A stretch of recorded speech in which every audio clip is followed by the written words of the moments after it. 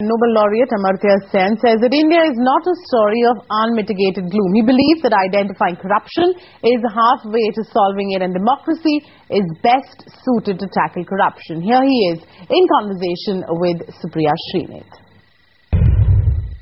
I don't think the confidence has been lost, really.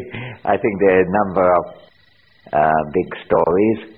But, I think to identify a problem is halfway to solving it. So whenever there exists a problem, you take corruption. Corruption has existed in the Indian economy for a very long time. What has happened is actually there's much more discussion of it and much more demand for accountability. And also with the growth of the Indian economy, the magnitudes involved are larger because many people are much richer. So I don't really think that it's a scene of catastrophe you're looking at. And it's, to some extent, it's a matter of delight that an old problem, corruption, is now receiving much more attention. I don't think the story is one of unmitigated gloom, so the way forward out of the gloom isn't really, I think, Supriya, in my judgment, not the right way of thinking about it. The questions are we diagnosing the problems correctly? That's the real difficult issue. They always look like getting worse when you diagnose an old problem.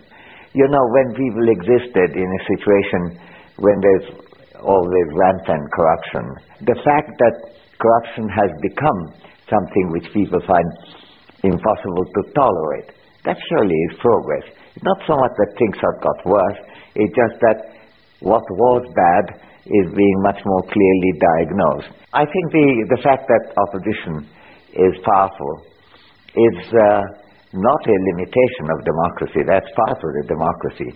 It's not the job of democracy to make the power of the government unrestrained, because I think what democracy does is to make, to use an old phrase I think that John Stuart Mill made commonly understood, namely government by discussion possible. A kind of rivalry between the center, between the ruling government and the opposition seems to me to be healthy rather than a limitation of democracy.